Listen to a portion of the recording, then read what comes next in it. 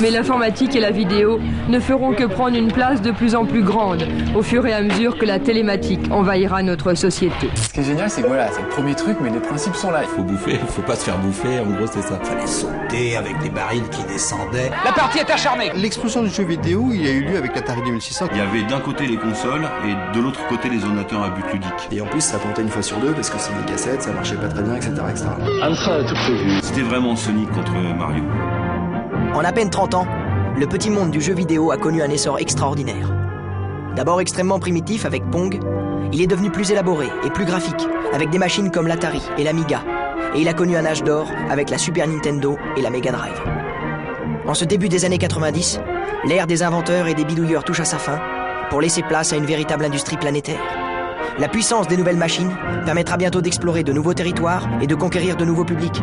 L'explosion d'Internet étendra le terrain de jeu au monde entier. La révolution est en marche avec la PlayStation.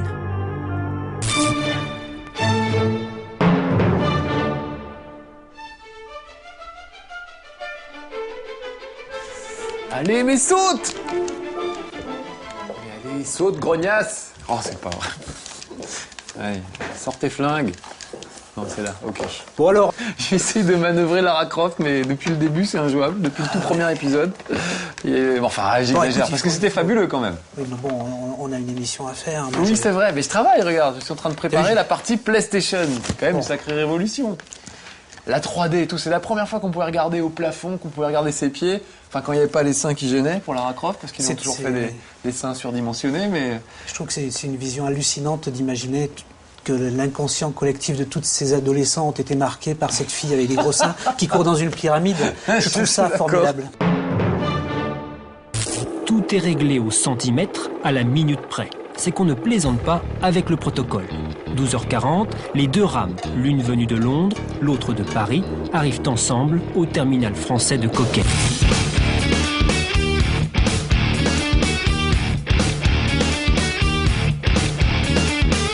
La Super Nintendo et la Mega Drive sont taillées la part du lion.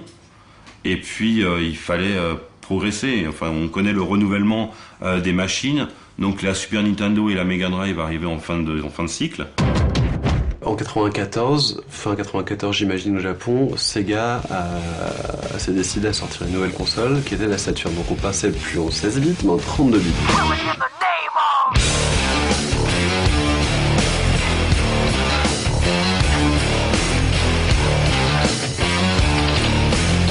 La Saturn en fait se différenciait essentiellement de la N64 qui arriverait plus tard. La N64 est restée sur de la cartouche alors que Sega avait vraiment sauté le pas du CD avec la Saturn.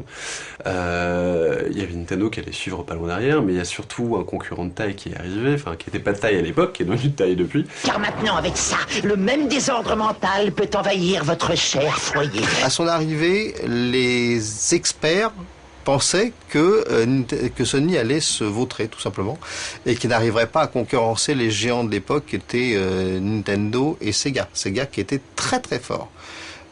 Sony a fait un malheur. Rappelez-vous, ne sous-estimez pas la puissance de la PlayStation. Oh, la PlayStation, quand elle est arrivée, j'ai craqué. Je me souviens quand on l'a reçue à Console Plus, qu'on l'a reçue du Japon et qu'on l'a branchée et qu'on a mis Ridge Racer. Waouh!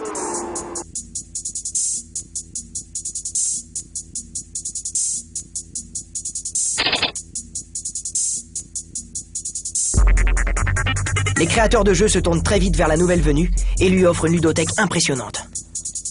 Des jeux mythiques voient alors le jour, comme Taken, Wipeout ou l'incontournable Gran Turismo.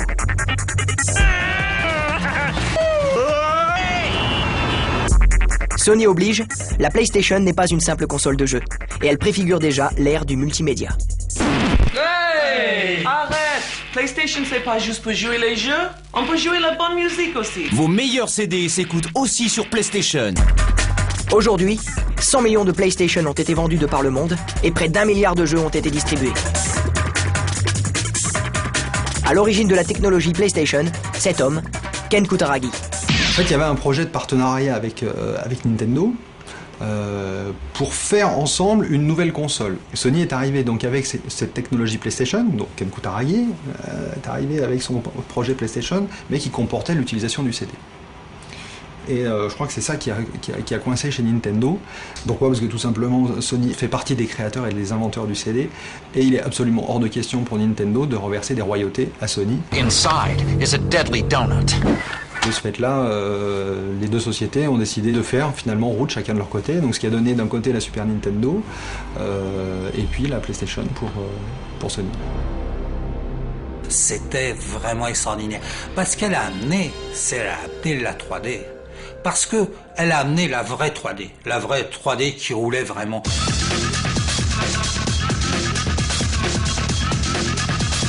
On est passé à 15 000 chaque jour, facile. Alors, on va pas se plaindre. Hein. C'est effectivement Sony qui a vite compris que la 3D dans les jeux allait devenir quelque chose de prédominant, donc d'où la PS1. Et c'est ce qui a aussi tiré le marché, c'est un côté très techno. À l'époque, c'était beaucoup la course à chaque fois à plus de réalisme, plus de lumière, plus d'ombre. C'est marrant, c'est un phénomène un petit peu comme si on comparait le cinéma muet et après on est passé au cinéma parlant. Ça a changé complètement les choses. Et ben ça a changé complètement. Autant il y a des jeux qui d'un seul coup sont devenus lamentables, autant il y en a qui ont réussi à conserver tout leur intérêt.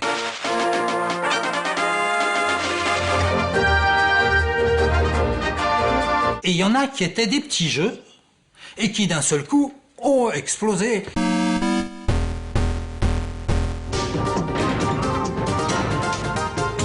Ou des jeux qui sont devenus possibles. Parce que Tomb Raider, globalement, il y avait des jeux un petit peu dans ce sens-là. Mais ça n'avait rien donné. Et d'un seul coup, pour le jeu d'exploration à Tomb Raider, la 3D, ça a fait exploser.